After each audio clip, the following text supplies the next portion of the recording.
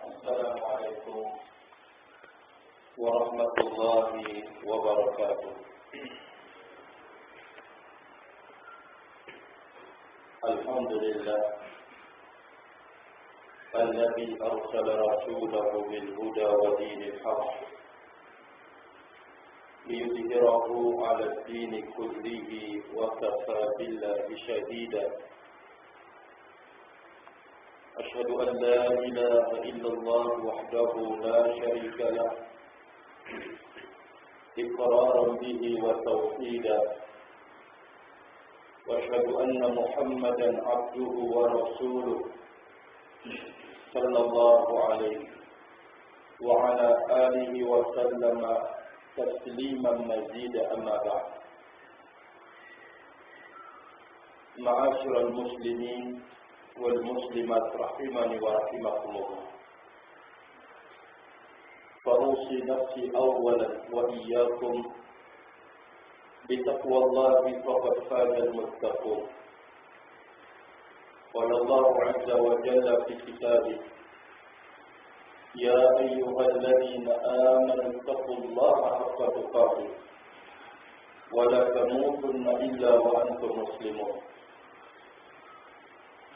ويقول الله جل وعلا: يا أيها الذين آمنوا اتقوا الله وقولوا قولا سديدا يصلح لكم أعمالكم ويغفر لكم ذنوبكم ومن يطع الله ورسوله فقد فاز فوزا عظيما. وقال النبي عليه الصلاة والسلام: اتق الله حيثما كنت وأتبع السيئة الحسنة تمحوها وخالق الناس بخلق حسن. Saudaraku kaum muslimin dan muslimat yang saya muliakan, alhamdulillah Allah Azza wa Jalla masih memberikan kekuatan kepada kita sebagai salah satu nikmat di dalam hidup. Dengan kekuatan ini kita mencoba untuk mengetuk dan membuka pintu-pintu kebajikan dan ketaatan. Namun semuanya itu dengan bantuan dari Allah Jalla Subhanahu. Kita tidak bisa bermodalkan kekuatan lalu kemudian kita mampu untuk membuka pintu-pintu kebajikan dan ketaatan. Tidak sama sekali. Betapa banyak orang-orang yang Allah Jalla wa'ala berikan kekuatan dan kemampuan di dalam hidup, tetapi tidak mampu membuka pintu kebaikan sedikit pun.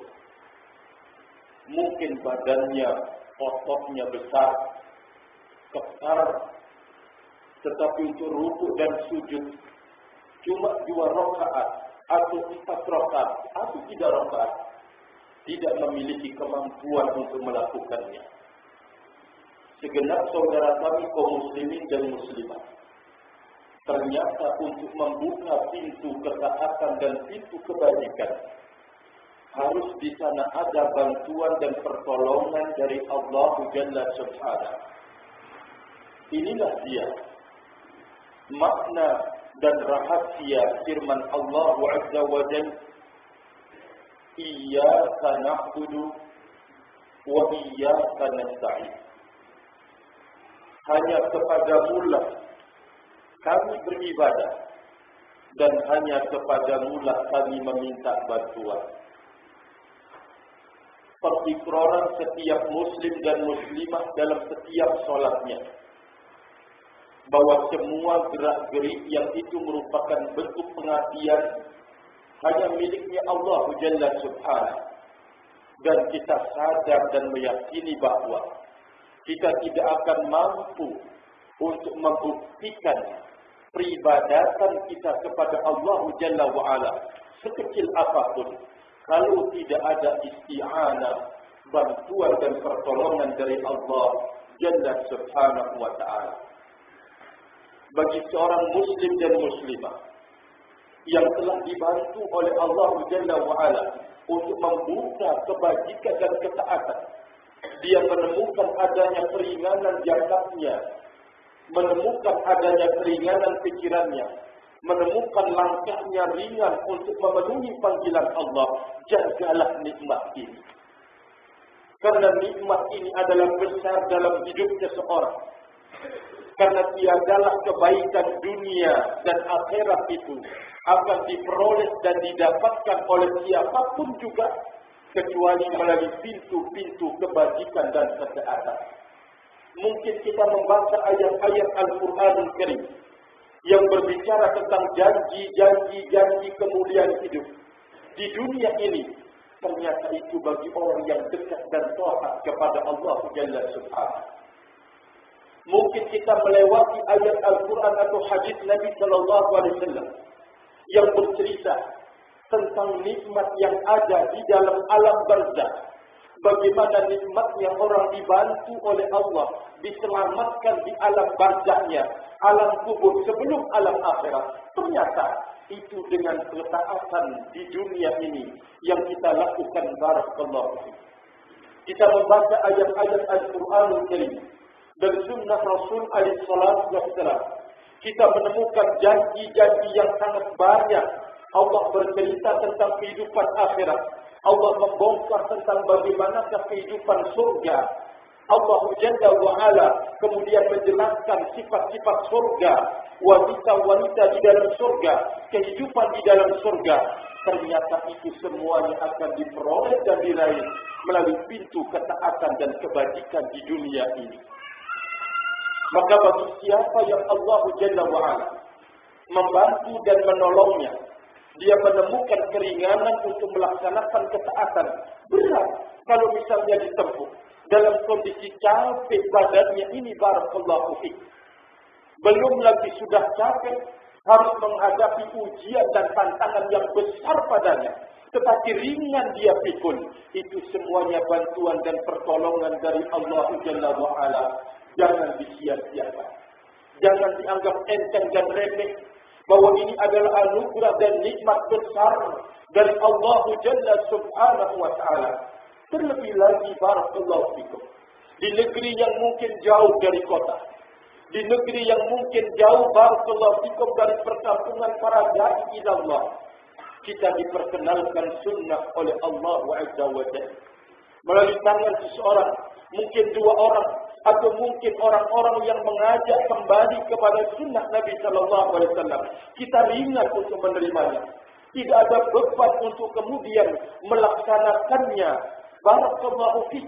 Konsekuensi sunnah itu, maka itu adalah nikmat dari Allah Jalla Subhanahu. Bisa kita rasakan. Bisa nikmat ini diambil oleh Allah Jalla wa'ala. Kekar badan kita. Peluang banyak. Sehat, segar, bugar. Tetapi kita tidak bisa mengetuk pintu ketaatan. Padahal ringan. Yang ketika kita dalam kondisi sakit kemarin, kita sanggup untuk melaksanakannya. Kita sanggup untuk mengerjakannya. Itulah apabila nikmat ini dicabut oleh Allah Jalla Subhanahu wa ta'ala. Maka oleh karena itu, saya mengingatkan diri saya sendiri dan segenap saudaraku kaum muslimin. Termasuk dari nikmat Allah Jalla wa'ala. Tatkala Allah Jalla wa'ala memilihkan kita, teman-teman yang baik, anak keturunan kita yang baik, sanak famili kita yang baik, yang mengajak kita kembali kepada sunnah Rasulullah Sallallahu Alaihi Wasallam.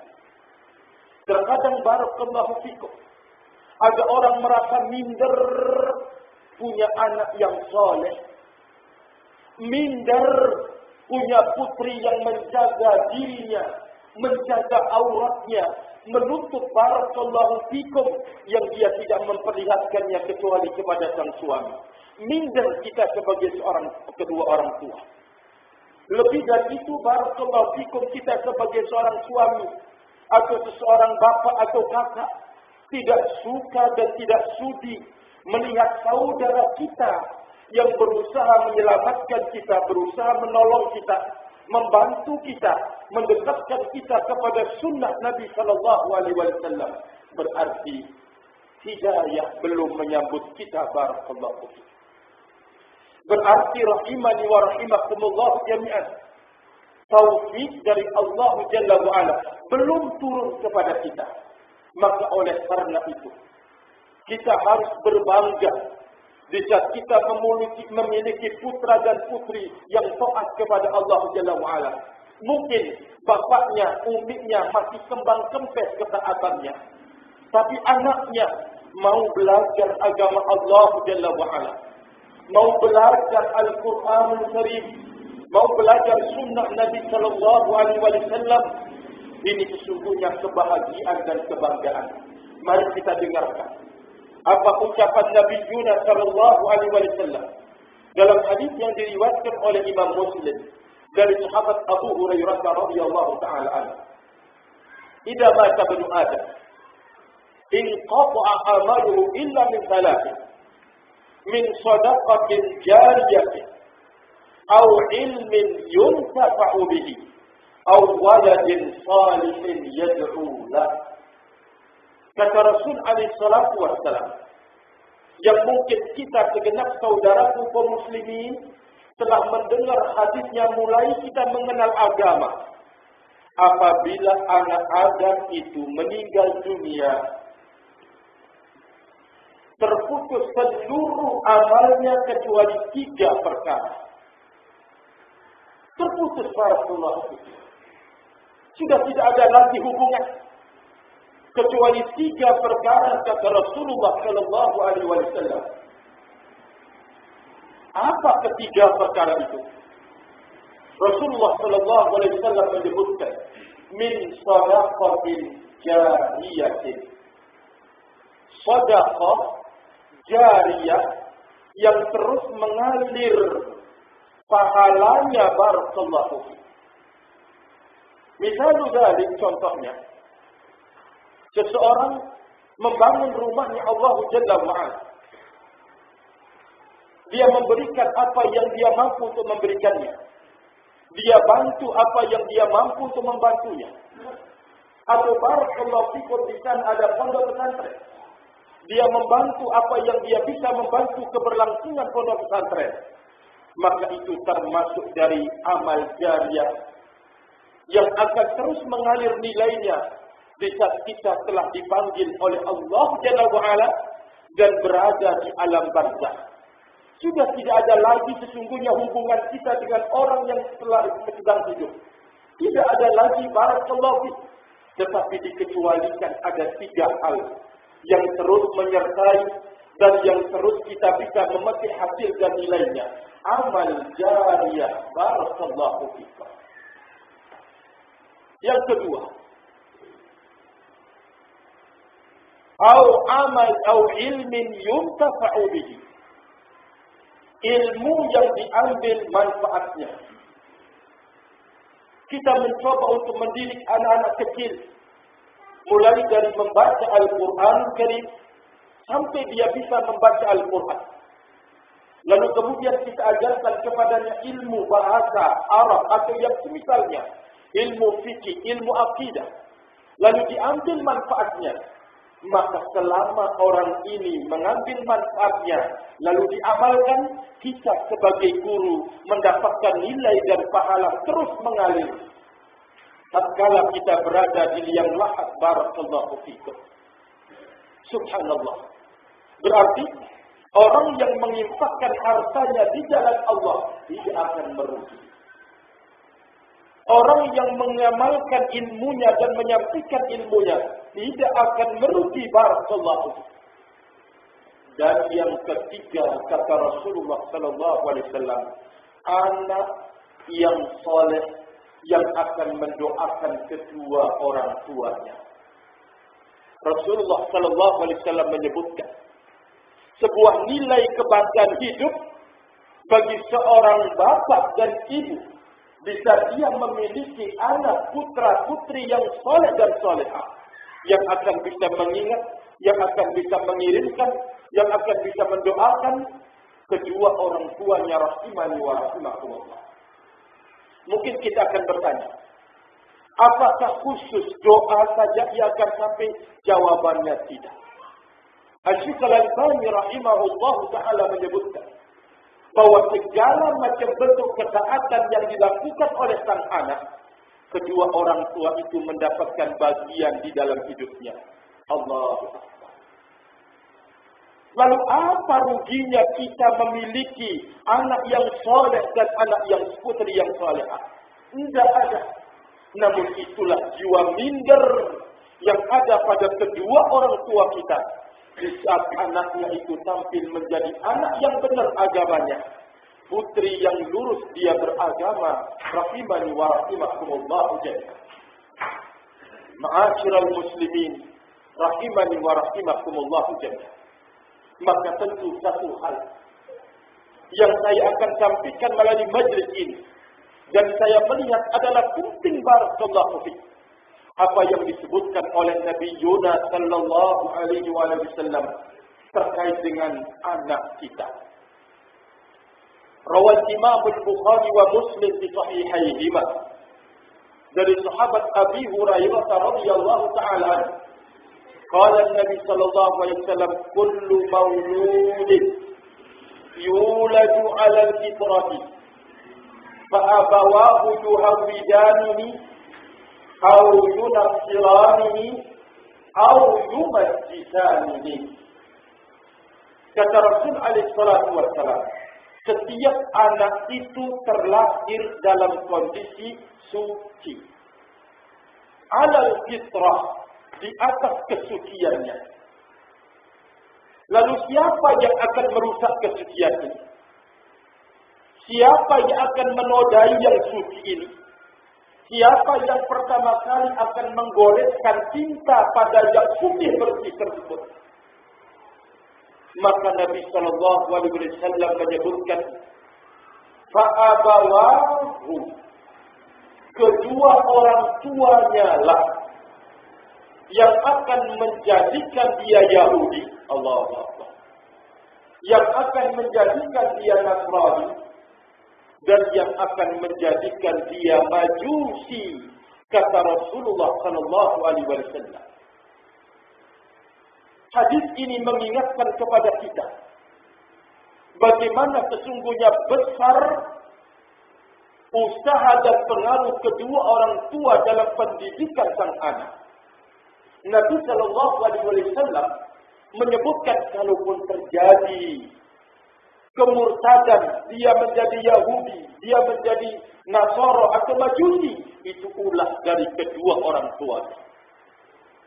Al-Imam Ibnul Qayyim rahimahullah ta'ala menyebutkan bahwa mayoritas kerusakan pada anak tersebut disebabkan oleh kedua orang tuanya. Kenapa? Anak kita kok sulit setelah dewasanya dibimbing, diarahkan menjadi orang yang taat beribadah kepada Allah Jalla Subhanahu. Perhatikan. Siapa yang pertama kali yang menodai kesucian di Sabia Suci? Sebelum diakil baliknya, kita sebagai kedua orang tua tidak pernah memperhatikan agamanya. Kita biarkan hidup barakallahu fikum dengan kemewahan, dengan berpoya-poya. Kita berikan apa yang dia maukan. Mau game, mau televisi, mau ini, mau itu. Kita siap untuk memberikannya. Sama sekali tidak ada dukungan sama sekali barakallahu.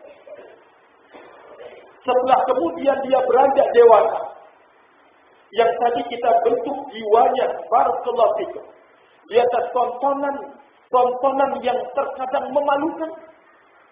Malu kita untuk melihatnya. Rahimani wa rahimakumullah jami'an. Kemudian barakallahu fikum, dia tampil menjadi anak yang durhaka kepada kedua orang tuanya. Maka Imam Ibnul Qayyim rahimahullah bercerita, seorang anak, seorang bapak marah terhadap anaknya karena anaknya itu tampil menjadi orang yang durhaka kepadanya. Sang anak memberikan balasan, bukankah dulu Anda wahai sang bapak yang Anda durhaka kepadaku? Maka sekarang saya durhaka kepada engkau karena perbuatan engkau. Rahimani wa rahimakumullah jami'an. Barakallahu fikum. Hadis ini mengingatkan, menegur kita sebagai kedua orang tua untuk benar-benar menjaga amanat Allah Jalla wa'ala. Anak itu, laki ataupun putri, itu merupakan sebuah amanat dari Allah Jalla wa'ala. Kita tahu, yang namanya berkhianat, apabila kita tidak menjaga amanat ini, kita sia-siakan, maka kita berkhianat kepada Allah Jalla Subhanahu. Kalau saja kita diberikan amanat oleh teman kita sendiri, lalu kita sia-siakan, betapa malunya kita kalau kita diketahui menyia-nyiakan amanat tersebut. Tidakkah kita pernah merasa malu bisa kita menyia-nyiakan amanat Allah Jalla Subhanahu? Tentu kita akan lebih malu lagi segenap saudaraku kaum muslimin yang dimuliakan oleh Allah Jalla Subhanahu. Hadis Nabi sallallahu alaihi wasallam ini mengingatkan kita, barakallahu fikum, bagaimana kedudukan kedua orang tua sebagai teman pertama kali bagi sang anak yang akan merubah, yang akan mencetak, yang akan mewarnai yang putih bersih tersebut sesuai dengan kemauan kedua orang tua. Mulai dari seorang ibu gemar, ya, nyanyian wanita-wanita penyanyi yang telanjang bulat. Maaf, senang. Lalu kemudian namanya sudah terkenal. Sang ibu punya anak putri, kepingin namanya itu mirip seperti penyanyi tersebut. Diberikanlah nama Elvi Sukaisi atau siapa lagi. Ya, nama-nama barakallahu fikum. Berarti sang ibu sudah punya idola di dalam hidupnya. Idolanya bukan lagi istri Nabi sallallahu alaihi wasallam. Bukan lagi wanita-wanita yang salehah. Bukan lagi wanita-wanita para sahabat Nabi ridwanullah alaihim. Idolanya adalah seorang penyanyi yang mungkin berada di Jakarta atau di mana. Karena itu merupakan idolanya. Anak putri yang lahir diberikan nama sama. Apakah cukup hanya mirip kesamaan dari nama? Jawabannya tidak. Yang namanya idola, dia akan mengikuti dari penampilannya, dari bentuk rambutnya, dari make up-nya, dari pakaian-pakaiannya, waliyadzubillah. Semoga Allah Jalla wa'ala melindungi kita semuanya. Yang namanya idola. Maka dia berusaha untuk ingin mencontohi. Beli pakaian yang mungkin tidak ada di salogata yang mirip. Tidak ada yang pas seperti itu. Tapi yang mirip-mirip dibeli. Dipastikan anaknya mulai semenjak kecil. Barakallahu fiik. Lalu siapa yang mencetak kerusakan anak itu pertama kali? Kalau bukan kedua orang tuanya. Oleh karena itu, Nabi Yunus sallallahu alaihi wasallam mengatakan, kalaupun terjadi kemurtadan dan kesyirikan, tiba-tiba anaknya kok nikah sama orang, barakallahu fikum, Hindu misalkan. Ternyata anak putrinya nikah sama laki-laki Nasara misalkan. Lalu kemudian murtad putrinya, murtad anaknya. Maka itu karena ulah kedua orang tuanya, rahimani wa rahimakumullah. Maka oleh karena itu, walhamdulillah, Allah Azza wa Jalla memberikan kita saudara-saudara kita, ada yang mengenal sunnah Nabi sallallahu alaihi wasallam. Dia mencoba hal itu pada dirinya, dia praktikkan pada dirinya, dia praktikkan pada istrinya, dia praktikkan pada anak-anaknya. Bukankah itu kebanggaan sesungguhnya?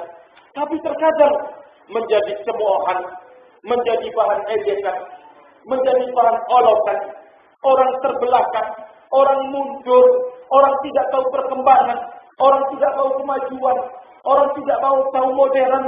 Wah, disebutkan kata-kata Lalu ketika terjadi sesuatu yang semuanya benci, anak wanitanya maaf, kemudian hamil di luar nikah, baru kemudian sadar, meneteskan air mata dalam kondisi ingin menutup rasa malunya, lalu dia ingin menikahkan dalam kondisi hamil, wal'iyadu billah, dosa di atas dosa.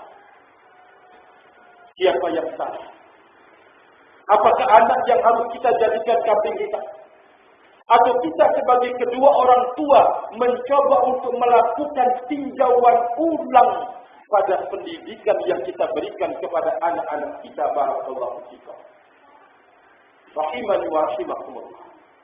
Hadis Nabi sallallahu alaihi wasallam itu juga memberikan pelajaran dan pengajaran kepada kita, yaitu bahayanya dalam pertemanan. Barakallahu fikum. Bahayanya dalam sebuah pertemanan, rahimani wa rahimakumullah jami'an. Maka oleh karena itu Allah Azza wa Jalla mengatakan kepada Nabi Muhammad sallallahu alaihi wasallam, "Wasbir nafsaka ma'al ladina yad'una rabbahum." Sabarkan dirimu wahai Rasul Allah Subhanahu wa taala.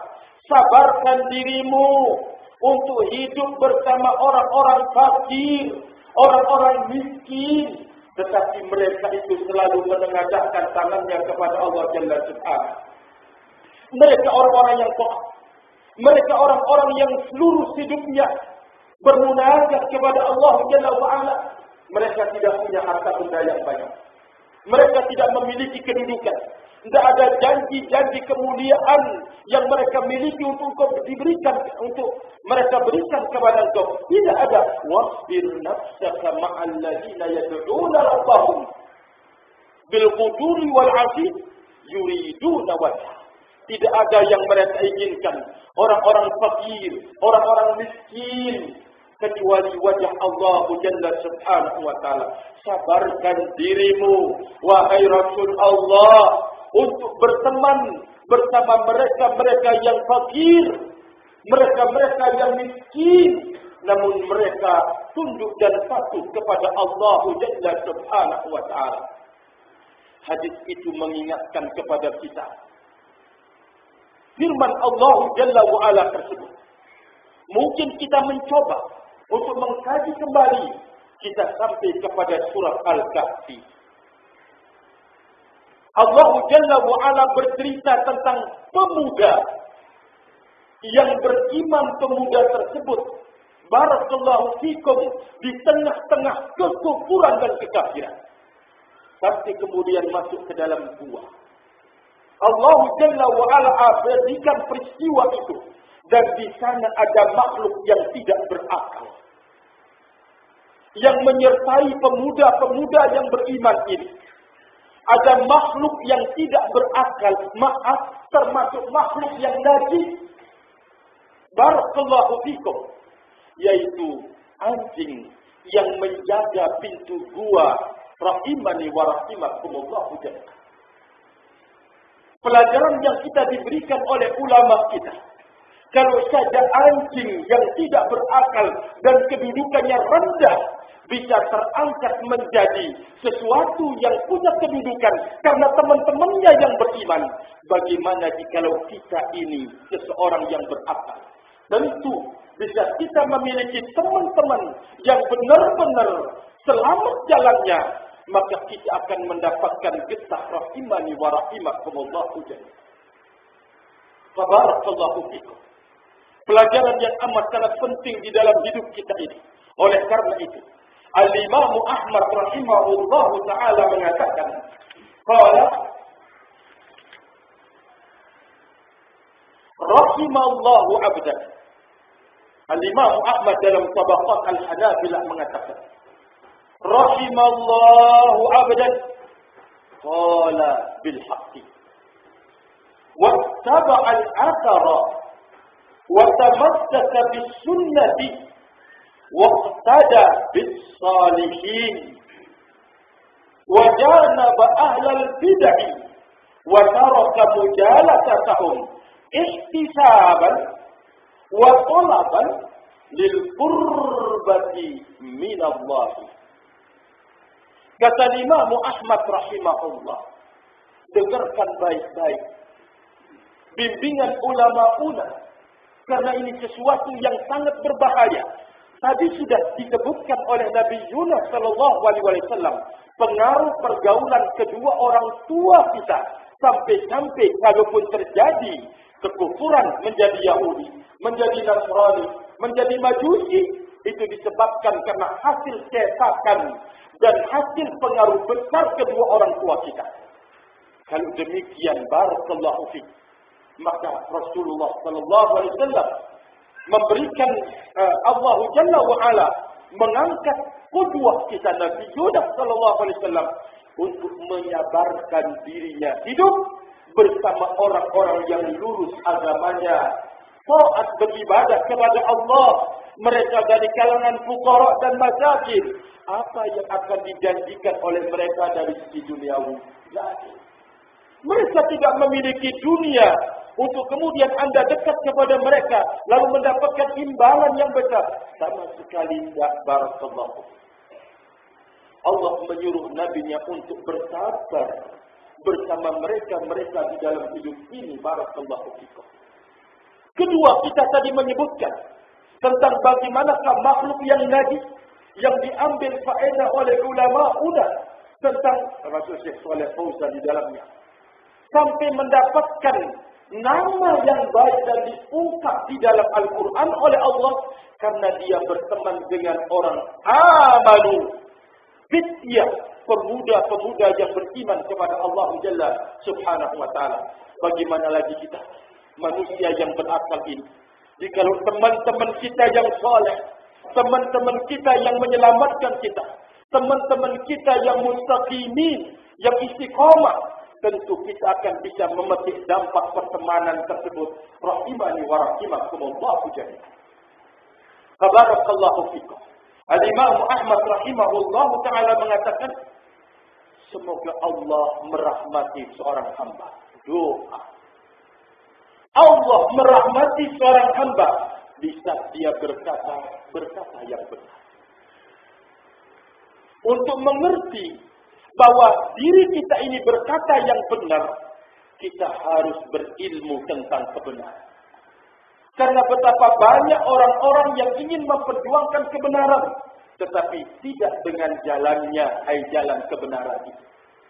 Mungkin dengan cara berdusta, mungkin dengan cara mengada-ngada. Padahal dia ingin memperjuangkan kebenaran, tetapi tidak dengan jalan yang benar. Barakallahu fikum. Rahimani wa rahimakumullah jami'an.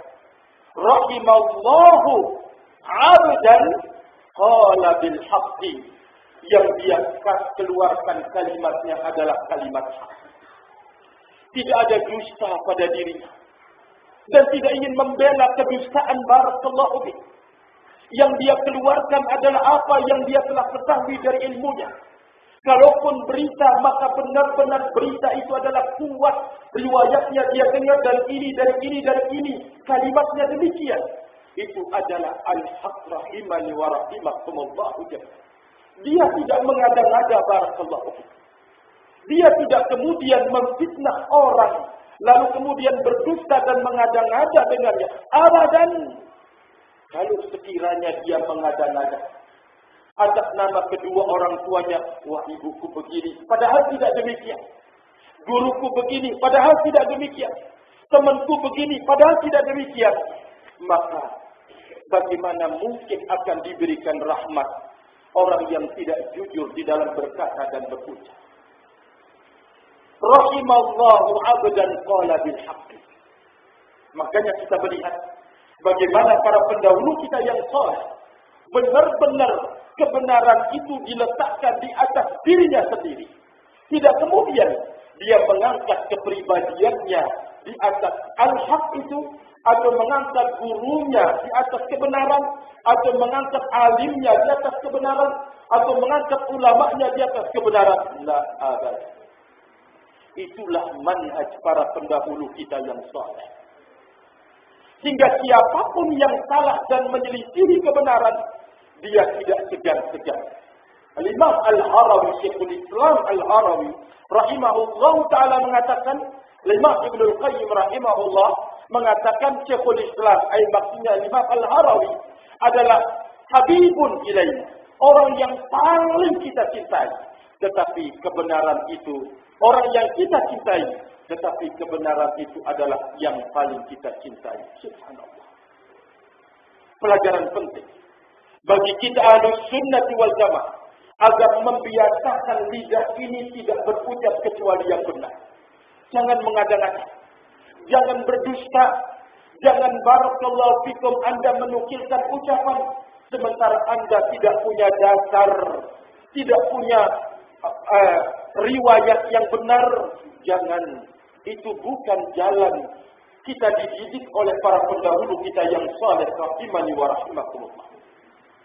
Bila kita terjatuh di dalam mengada-ngada, terjatuh di dalam berdusta, bagaimana mungkin Allah akan memberikan rahmat kepada orang yang berdusta? Sama sekali tidak, barakallahu fikum. Maka doa Al-Imam Ahmad rahimahullah agar mendapatkan rahmat kepada seseorang, yang berucap, yang diucapkan adalah kalimat al-haq. Kedua, wattaba al-athara wa tamassaka bis sunnati. Dia barakallahu fikum mengikuti asar, riwayat-riwayat barakallahu fikum dari para pendahulu kita yang saleh. Kita sering menyebutkan barakallahu fikum, para pendahulu kita yang saleh benar-benar berada di atas tauladan dan akhlak yang dibawa oleh Nabi kita Muhammad sallallahu alaihi wasallam. Mereka orang yang sangat-sangat lembut. Mereka orang yang sangat barakallahu fikum memperhatikan kebijaksanaan di dalam berdakwah. Namun kelembutan dan kebijaksanaan ini tidak menyebabkan mereka lalu tidak memiliki ketegasan di dalam memegang prinsip agamanya. Mereka tegak barakallahu fikum. Tidak kemudian barakallahu fikum alasan ingin hikmah, ingin bijaksana, padahal dia tidak memiliki kemampuan barakallahu fikum sampai menghancurkan sikap tegak manhaj ini rahimani wa rahimakumullah. Dan begitu juga sebaliknya, seseorang yang memiliki sikap tegas maka harus diabari dan diiringi dengan akhlak dan adab, kelemah lembutan barakallahu fiik.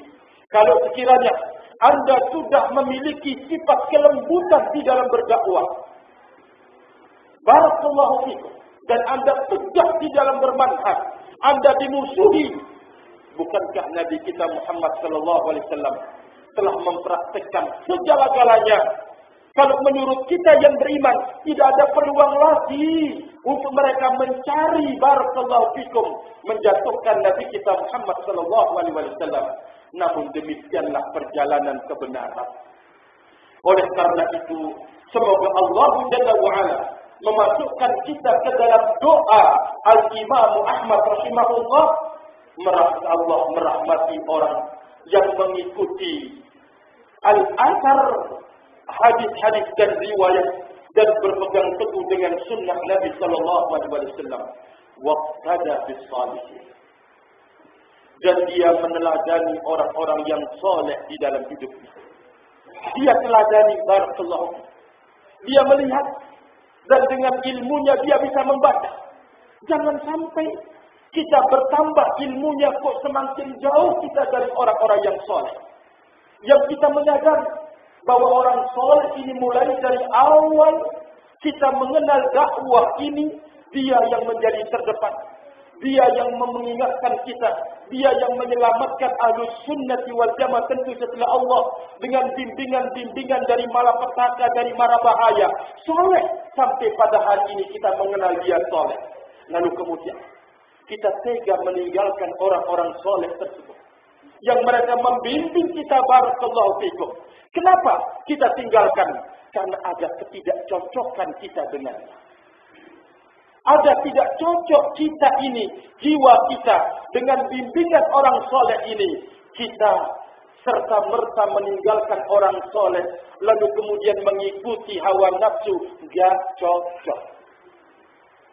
Merugi Anda, merugi kita barakallahu. Sungguh Anda tidak akan terjatuh dari satu lubang lalu kemudian ke lubang yang lain. Anda nanti akan terjerongkok pada akhirnya kepada hubungan hizbiyah rahimani wa rahimakumullah. Itu yang menakutkan. Karena orang-orang soleh yang kita kenal, mulai dari kita mengenal dakwah ila Allah Azza wa Jalla, yang kita dididik adalah kembali kepada sunnah. Tidak ada kalimat yang mengajak kita untuk kemudian barakallahu fikum ta'assub kepada diri, tidak ada. Tetapi mereka mengajak kita, Masya Allah, orang-orang soleh. Yang kita maksudkan orang-orang soleh di sini, ulama-ulama kita di dalam dakwah ila Allah Jalla wa Ala. Jelas langkahnya dari awal sampai kemudian detik-detik ini. Bahkan mungkin bisa kita mengatakan pada sisa-sisa umur kita. Dan detik-detik dia dipanggil oleh Allah Jalla Subhanahu wa Ta'ala. Kita tinggalkan mereka. Tidak lagi meneladaninya. Kita mencoba untuk mencari lain lagi. Barakallahu fikum. Kita tidak mungkin akan mencari yang lain yang bertentangan dengan kemauan kita tadi. Tidak mungkin. Mesti kita akan mencari orang yang akan mendukung kemauan kita. Sesuai dengan kemauan kita. Ini malah petaka besar yang sudah menimpa kita rahimani wa rahimakumullah. Maka barakallahu fikum. Saya ingatkan kepada diri saya sendiri dan segenap akan ucapan Imam Ahmad rahimahullah, iqtida, mengambil tauladan kepada mereka-mereka yang saleh, yang mereka kita tahu kesolehannya dari awal mereka mustaqimin pejuang dakwah ini, min ulama ila sunnah. Tiba-tiba kita baru datang belakangan barakallahu fikum. Baru orang hidup ingusan dalam bahasanya masyarakat kita. Kita sudah kemudian meninggalkan mereka-mereka yang soleh, yang menjadi pembimbing guru kita, yang menjadi tempat rujukannya guru kita, ustaz-ustaz kita. Kita juga ikut terbawa karena tadi perasaan tidak enak barakallahu. Berusaha mencari lagi. Siapa kira-kira yang akan bisa? Apakah usaha kedua sekarang ini akan sama dengan usaha yang pertama dia mencari kebenaran dan mencari pembimbing? Jawabannya tidak. Kalau sekarang sudah ada alat untuk dia mengoreksi. Kalau ternyata sang orang soleh ini tidak sesuai dengan apa yang dia rasakan, dia tidak segan-segan untuk menolaknya. Cari lain lagi. Yang sama, yang mendukung, yang sejalan dengan dia. Bukankah ini mara bahaya di dalam bermanhaj barakallahu? Mara bahaya rahimani wa rahimakumullah. Maka oleh karena itu Imam Ahmad rahimahullah ta'ala mengatakan, wa qad bis-salihin, Allah akan merahmati seorang hamba di saat dia meneladani orang-orang yang saleh. Rahimani wa rahimakumullah. Siapa kira-kira yang pertama kali masuk dalam ucapan Imam Ahmad, orang-orang salihin? Kalau bukan warasatul anbiya'i, para pewaris para nabi, itulah dia ulama yang mustaqimin, yang istiqamah, hafizani wa hafizakumullah jami'an. Imam Ahmad mengatakan, wa janaba ahlal bid'ah. Allah merahmati seorang hamba yang berusaha menjauh dari ahlul bidah. Tidak kemudian duduk bersama mereka. Apa yang dia niatkan di dalam sikapnya ini? Berucap al-haq, meneladani orang-orang soleh, mengikuti tuntunan Nabi Sallallahu Alaihi Wasallam. Tidak ada yang diinginkan kecuali mencari kedekatan dari Allah kepada Allah Jalla Subhanahu wa Ta'ala. Itulah yang dia harapkan. Karena tidak mungkin seseorang akan sampai kepada Allah Jalla wa Ala. Dia memperjuangkan kebenaran, tetapi jalannya tidak lagi dengan jalan kebenaran. Tidak mungkin. Akan menyampaikan dirinya kepada Allah Jalla Subhanahu wa Ta'ala. Ma'asyiral muslimin, barakallahu fikum. Al-Imam Al-Allamah Abdurrahman bin Hasan rahimahullahu ta'ala mengatakan, wa min sa'adatil abdi ayyattaqida lahu ikhwana sidqin mimman lahu ilmun wa dinun wa yudhakkirunahu idza nasiya wa yudinunahu idza dzakara. Kata Al-Allamah Abdurrahman bin Hasan rahimahullah, cucu dari Syekh Muhammad bin Abdul Wahab, beliau mengatakan termasuk dari kebahagiaan seorang hamba, min sa'adatil 'abdi ayyattaqida lahu ikhwana sidq, dia menjadikan temannya yang jujur. Barakallahu.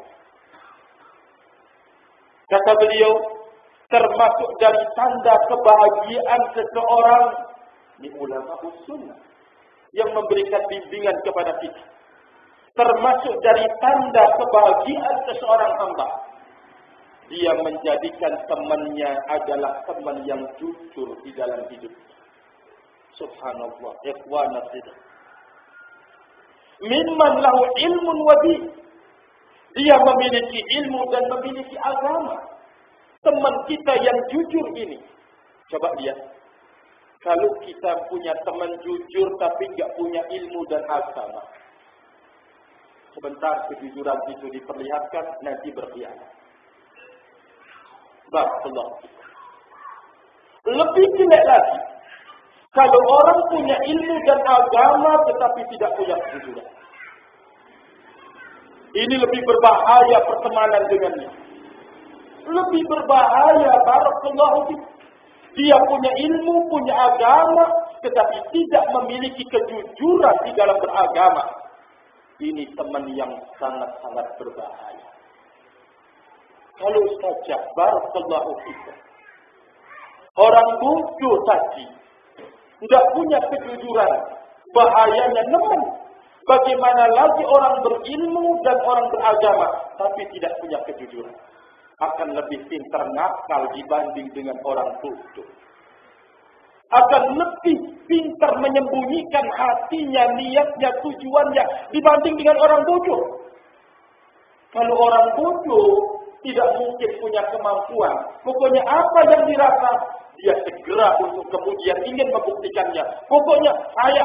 Tapi orang yang berilmu dan orang yang punya agama tapi tidak punya kejujuran, dia menyembunyikan dirinya, yang lain maju.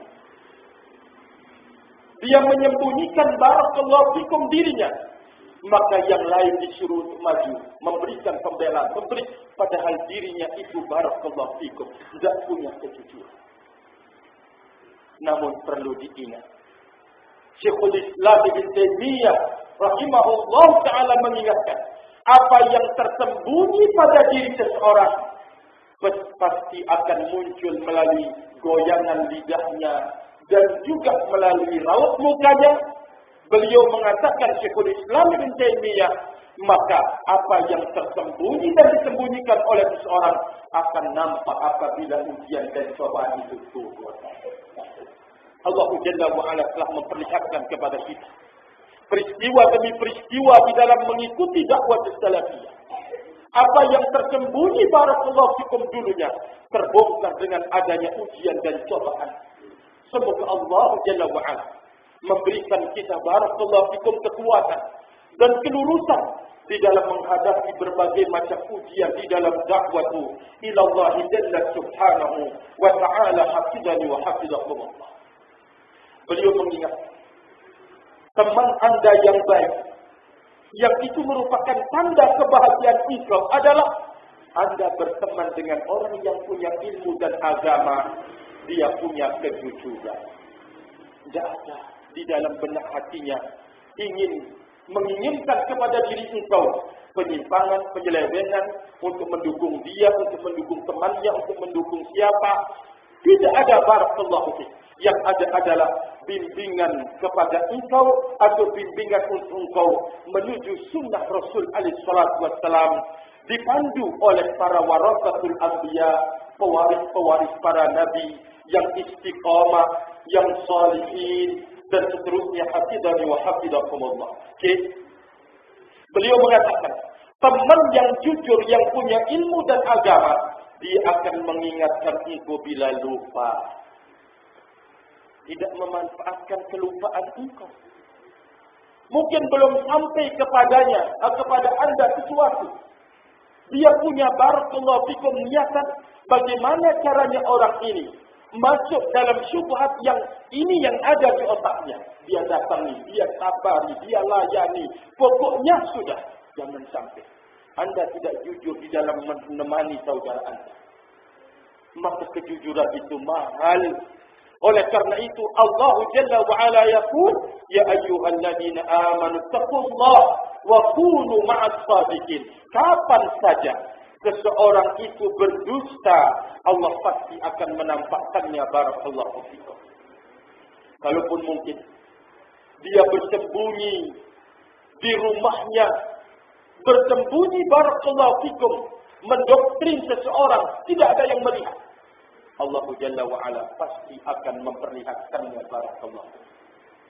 Allah Jalla wa Ala pasti akan memperlihatkan kejelekan yang kita sembunyikan atau yang disembunyikan oleh siapapun juga. Kalau anda benar-benar ingat tentang hak, anda mengerti ilmu, dia tampil menjadi pembela anda. Pembela di atas ilmu barakallahu. Dia memberikan pembelaan kepada anda, bantuan kepada anda, Masya Allah, tabarakallah.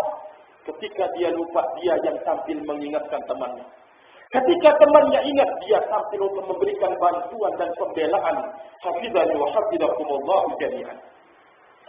Barakallahu fikum. Lalu kemudian Al-Imam Sufyan Ats-Tsauri rahimahullahu ta'ala, beliau menyebutkan fima awsa bihi alayya Ali ibn al-Hasan As-Sulami. Di antara wejangan dan nasihat Ali ibn al-Hasan As-Sulami qala, alaika bikillatil kalami yalinu qalbuka. Hendaklah engkau menyedikitkan ucapan, niscaya hatimu itu akan lembut. Maknanya, apa kemudian kita menyedikitkan ucapan terkait dengan al-haq? Bukan itu yang dimaksud. Anda berbicara yang tidak berguna dan tidak bermanfaat. Ketika anda menyedikitkan berbicara, yalinu qalbuk, akan lembut hatimu. Karena goyangan lidah itu amat sangat berbahaya barakallahu. Beda dengan organ-organ tubuh lain yang digerakkan. Tangan bila akan memukul bisa ditahan. Tapi bila lidah kalau sudah bergerak dan bergoyang, bagaimana ya Aba Khadijah? Goyangkan lidah, rem tiba-tiba. Gimana? Berat apa sulit? Hah? Kenapa kok sulit? Karena mengikut hawa nafsu. Beda kan?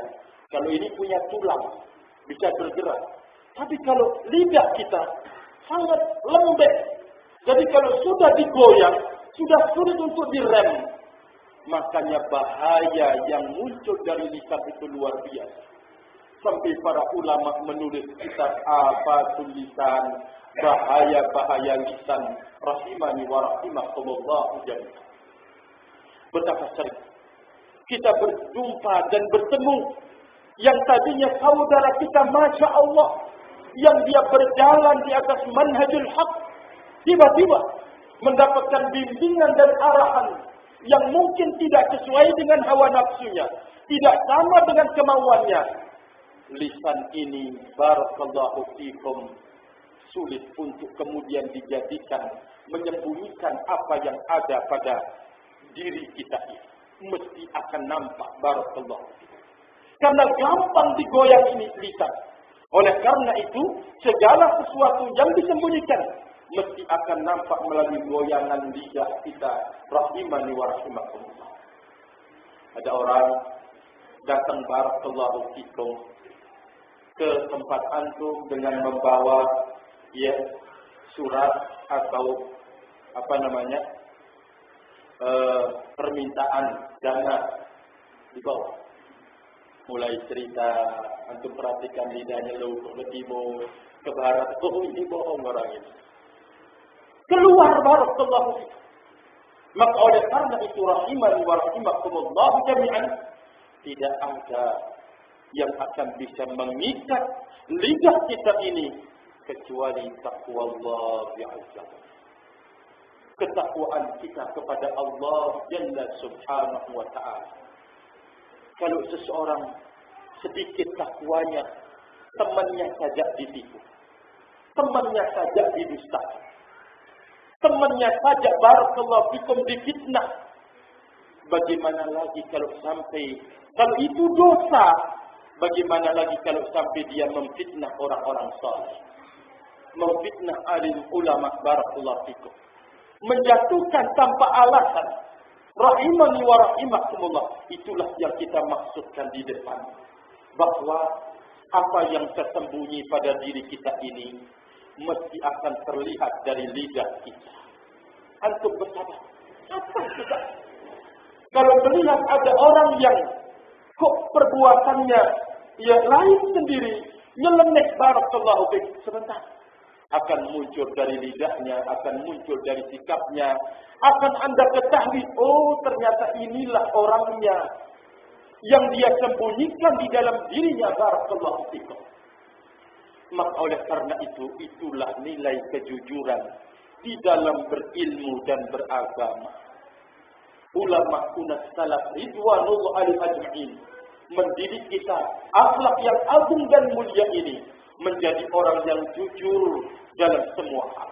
Termasuk dari buah kejujuran kita adalah ketika kita ditegur, ketika kita diingatkan, ketika kita dinasihatkan oleh siapapun juga, walaupun dia adalah murid kita, walaupun dia adalah anak kecil, tapi ketika kita salah dan keliru, tidak ada kata dan kalimat yang keluar jazakallahu.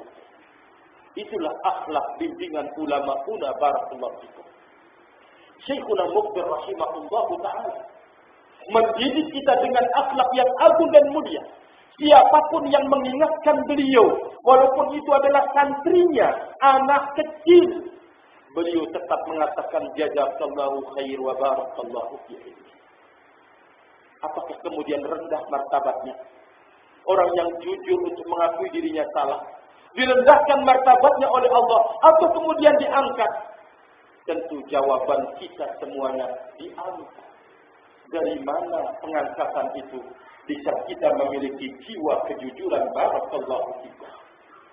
Beliau mengingatkan, bukan berarti kita tidak berbicara terkait dengan al-haq. Terus kita berbicara. Alaika bitulis syuh tablikul wara. Hendaklah engkau pertahankan, jaga, pelihara dirimu untuk banyak diam. Tablikul wara'ah. Anda akan memperoleh jiwa wara. Ya, diamnya tetapi tetap jujur. Jangan sampai diamnya ada sesuatu yang kita sembunyikan. Barakallahu fi rahimani wa rahimakumullah jami'an. Kenapa? Karena ahlul batil, orang yang salah dan keliru itu orang tidak bisa diam.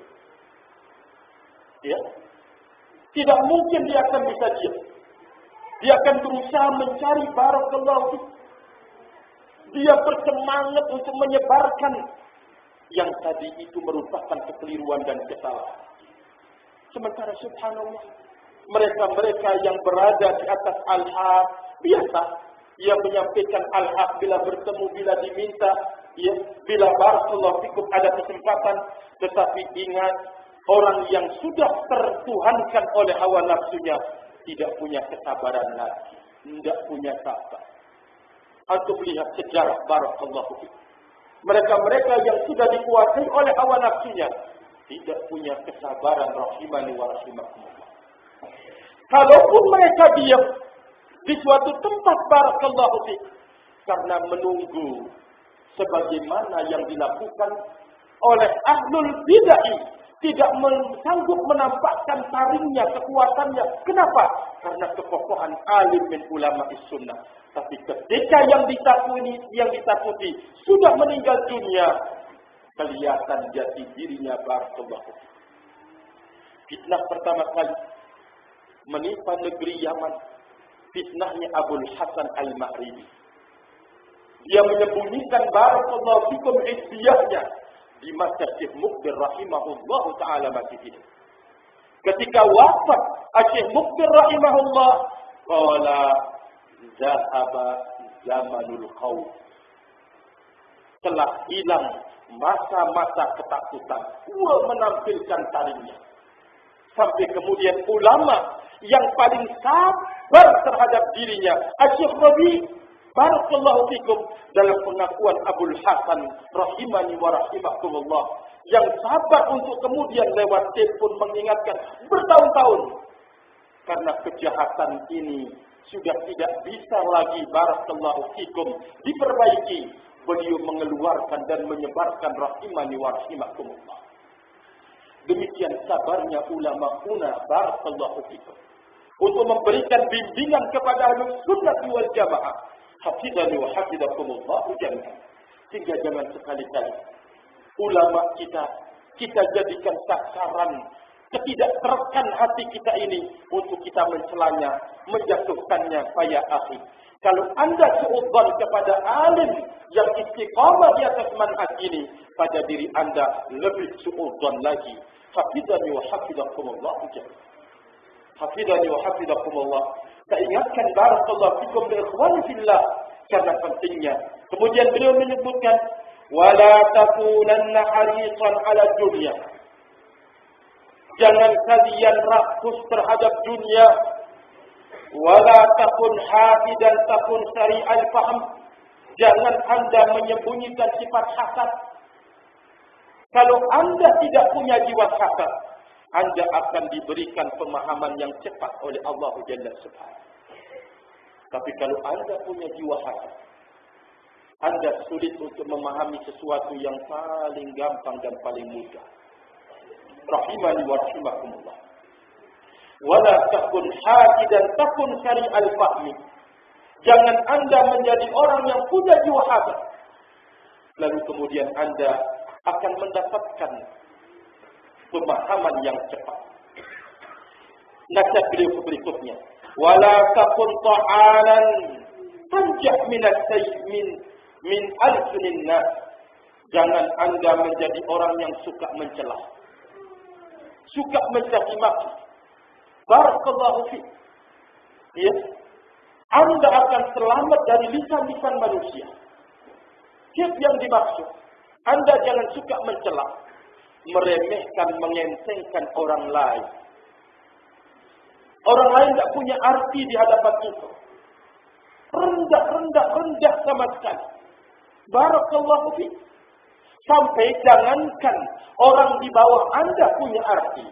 Orang yang berilmu, yang itu selevel dengan guru Anda, tidak punya arti di hadapan Anda. Jangankan yang itu punya arti, ulama yang memberikan bimbingan tidak punya nilai di hadapan Anda. Anda caci maki, ya asik.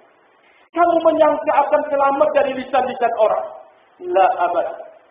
Kalau Anda sampai makan atau mencela barakallahu fikum daging yang beracun, Anda makan karena dengan mencelanya, sebentar lagi orang-orang akan tahu siapa Anda barakallahu. Dia akan tahu rahimani wa rahimakumullah. Maka jangan Anda menjadi ta'an, mencela rahimani wa rahimakumullah. Barakallahu fikum. Wa kun rahiman takun muhabbiban ilan nas. Jadilah engkau punya jiwa penyayang, maka engkau akan menjadi orang dicintai oleh manusia. Warḍa, ridhalah engkau bima qasama laka minar rizqi takun ghaniyya. Ridha, terima maksudnya. Apa yang Allah berikan engkau dari rezeki, maka Anda menjadi orang yang kaya sesungguhnya. Anda ridha apa yang Allah berikan buat diri Anda. Anda punya barakallahu fikum kebun, subhanallah, dijaga, dipupuk, diolah, Datang panggilan Allah, dia ingin mendapatkan barokah dari ketaatannya, dilepas cangkulnya, dilepas pupuknya, memenuhi panggilan Allah Jalla Subhanahu. Setelah selesai sholat, dia kembali kepada cocok tanamnya. Demikian rahimani wa rahimakumullah, ridha dengan apa yang Allah berikan kepada engkau, maka anda menjadi orang yang paling kaya manusia. Kenapa? Engkau menjadi orang yang kaya manusia, anda tak punya mobil, motor masih kredit, barakallahu fiik, enggak punya apa-apa. Ya sudah hasilnya bisa makan, kemudian habis menghasilkan lagi. Maka bukankah anda paling kaya di saat anda memiliki zat yang maha kaya, yaitu Allah Jalla Subhanahu. Anda barakallahu fiikum dititipkan tanah 1 hektar anda kelola. Ketika sang penitip itu memanggil anda untuk beribadah, anda penuhi panggilannya. Bukankah anda telah memiliki zat yang maha kaya? Bukankah itu kekayaan sesungguhnya? Bukankah itu jiwa kaya? Kata Nabi sallallahu alaihi wasallam, "Laisal ghina an kathratil 'aradi." Bukan yang namanya kaya dalam pandangan wahyu, dalam pandangan risalah, engkau memiliki harta benda, enggak. Namun yang namanya kaya dalam pandangan wahyu dan risalah, ghinan nafsi, kaya jiwa anda. Anda berjalan mengilmui kebenaran, anda beramal dengan kebenaran, anda perbaiki dengan ilmu itu hubungan anda dengan Allah. Bukankah ini kekayaan di dalam hidup Allah? Tapi siapa yang mau mengerti kalau itu kekayaan? Dengan kekayaan ini engkau bisa nabung untuk hari alam barzakh kita. Tidak ada lagi yang akan membantu. Istri yang kita cintai akan mengatakan dada, ya, walaupun tidak terucap, dia sudah rela melepaskan anda. Anak-anak anda, walaupun diiringi dengan tangis, tapi tetap dia rela karena ini adalah keputusan Allah Jalla Subhanahu. Ternyata apa yang kemarin, yaitu merupakan bentuk kekayaan anda di dunia, ternyata di alam barzakh anda menjadi orang yang kaya. Allah mendatangkan teman yang terbaik, belum pernah muncul di dunia. Itulah amal engkau. Bukan hanya itu saja, kekayaan yang akan menemani engkau. Allah hamparkan permadani yang mengampiri engkau kepada surganya Allah Jalla wa'ala. Di dalamnya engkau mencium wewangian semerbak dari dalam surganya Allah Jalla wa'ala. Bukankah itu kekayaan? Lalu pada hari dunia ini diputuskan hancur, dunia kemudian mengeluarkan segala yang diisinya. Anda berjalan menuju Allah Jalla wa'ala di mahsyar. Setiap orang berjalan dengan amalnya, keringatnya, barakallahu fikum. Masing-masing orang ada yang menutupi mata kakinya, ada yang sampai menutupi lututnya, ada yang sampai ke pusarnya, ada yang sampai menutupi daun telinganya. Rasulullah sallallahu alaihi wasallam bercerita, ternyata kekayaan itu dengan amal yang kita bawa dari dunia ini, rahimani wa rahimakumullah. Ma'asyiral muslimin, di sinilah letaknya ahli sunnah wal jamaah, harus ridha dengan apa yang Allah Jalla wa ala berikan pada dirinya. Beliau mengatakan, wala tunadi ahla dunya fi dunyahu, jangan anda menggesek ahli dunia, para pemilik dunia dalam dunianya. Jangan anda berusaha untuk menggesek mereka, menendang mereka dalam urusan dunia mereka. Lalu anda tidak melakukan demikian, mereka berlomba-lomba mengejar dunia, anda bersabar, Allah akan mencintai engkau dan penduduk dunia akan mencintai engkau. Barakallahu fikum. Maka beliau mengatakan terakhir, i'mal bil afiyati ta'tikal afiyatu min fawqika. Berbuatlah engkau, beramallah engkau di waktu sehatmu, di waktu senggangmu, di waktu kemampuanmu ada, niscaya Allah Jalla wa ala akan mendatangkan bantuan itu dari atasmu, rahimani wa rahimakumullah jami'an. Maka barakallahu fikum, saya tutup pembahasan ini dengan wasiat dari Al-Imam Ibnu Baz rahimahullahu ta'ala. Kata beliau, fa'akuka, maka saudaramu itu adalah man nasahaka, siapa saja yang memberikan nasihat kepada engkau, itu adalah saudara. Wa dzakaraka wa nabbahaka, siapa yang selalu mengingatkan engkau, menegur engkau, maka itulah sesungguhnya saudara. Kata Syekh Ibnu Baz rahimahullah, fa'ahuka man nasahaka wa man dzakaraka wa man nabbahaka. Saudaramu itu adalah orang yang selalu menasihatkan engkau, orang yang selalu mengingatkan engkau, dan orang yang selalu menegur engkau. Walaita abuka, dan bukan temanmu dan bukan saudara. Man ghafala anka,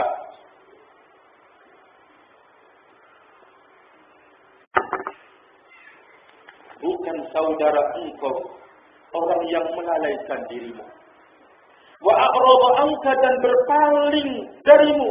Wa jamala, dan orang yang basa-basi di depanmu, bukan temanmu, bukan saudaramu, bukan temanmu.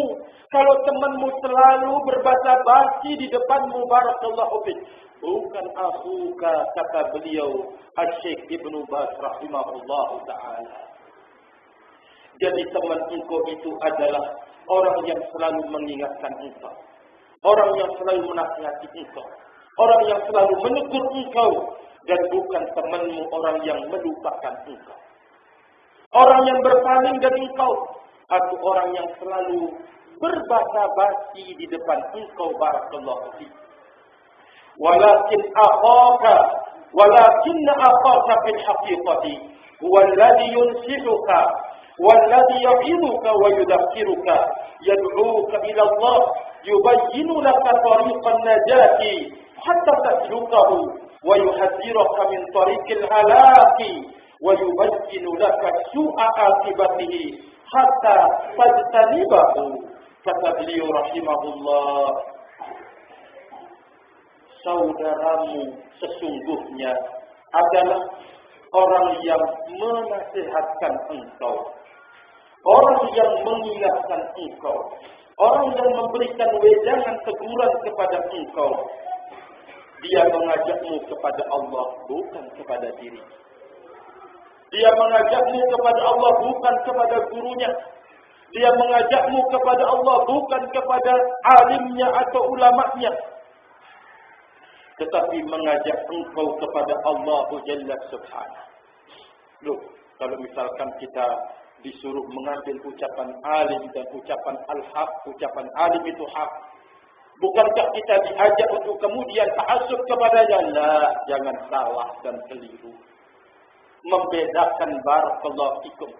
Ada ta'assub yang diperbolehkan dan ada fanatik yang dilarang dan diharamkan.